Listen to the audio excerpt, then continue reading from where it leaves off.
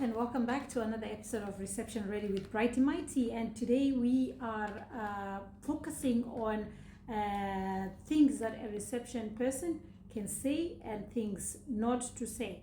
Let's replace some words or some verbiage with the right things to say. Let's start with, for example, a customer is asking you some things that you don't know and some things that you're not aware of. This is completely fine and this is completely normal because you can't know every single thing.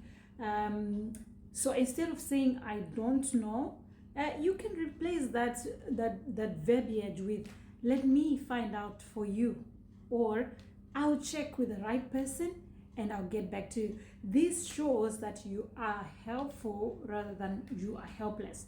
Remember, you are a customer personnel, you're a customer service personnel, which means your job over there is to help and assist the customers. So understandable if you don't know, but how you tackle that, how you go further with that is what's mostly important. Actually, you helped without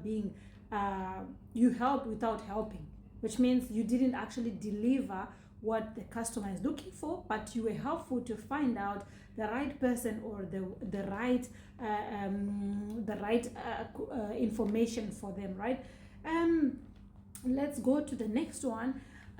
Sometimes there are scenarios whereby you have quite a lot of customers in line and you have a lot of people that you need to assist, and then there's some customers that just wants to come, in front and be helped.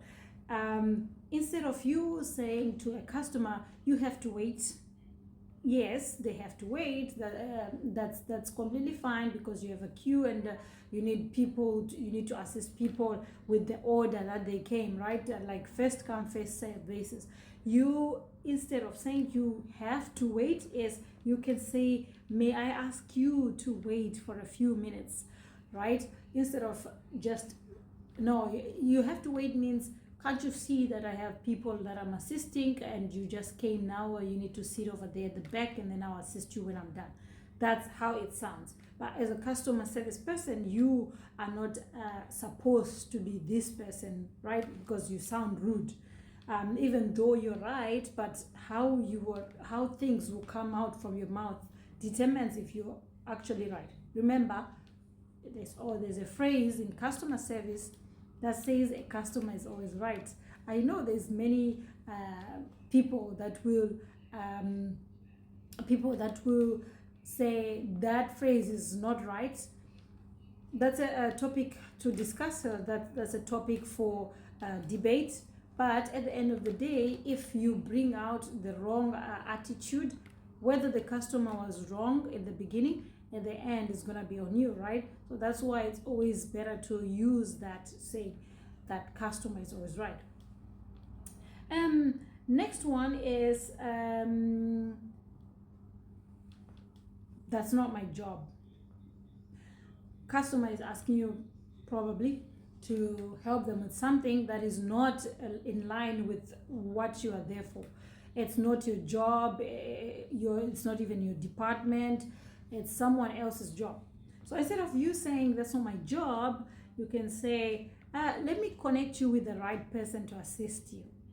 Or I'll make sure that your request reaches the right department. So it's basically you assisting the guest to connect them with the person that can actually assist them, if that person is not you, right? So you are still being helpful and you're making the customer feel like they are cared for, instead of you just closing the door and saying it's not my job and that's it.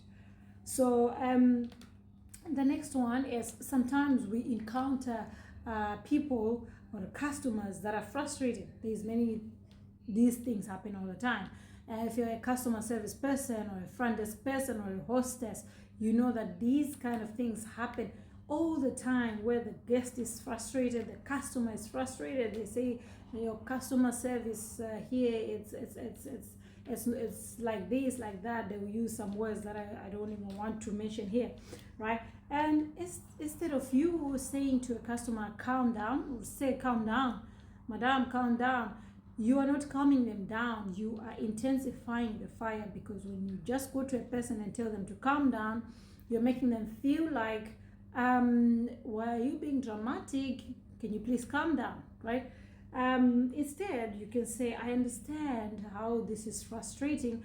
Allow me to fix it. You can see someone starting to, really calm down. You are making them calm down without saying calm down. So, or you can say, I'm here to help you. Kindly allow me. Or allow me to assist you. Can you please tell me what happened? Right? So this is ways that you can connect the guest, with the customer, without making them feel like you are trying to calm them down, but you're actually there to help, because empathy, it works better all the time. When you say calm down, it's like you're giving them an order to calm down, or else you're not going to assist them. But when you say, allow me to assist you, I understand your situation, it means you're being empathetic, and that always works, right? Last but not least, we continue on my next video with the rest of verbiages to use and verbiages not to use.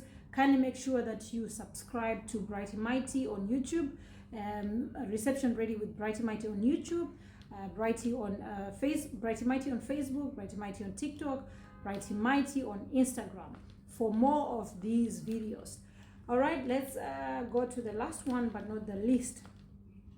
So instead of you saying, I already told you, which means that you have discussed something with a customer before, and then they seem like they don't understand, or you need to keep on repeating yourself, you could say, let me explain that again for you.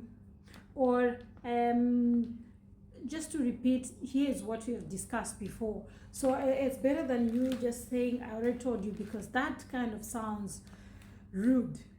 And as a customer person, you don't want to be known as a person that is rude. You may feel like you're right in things that you're saying or doing. However, the way you do it is what's important at the end of the day, right? So this is not the last one. Like I said, catch me on my next live and next videos.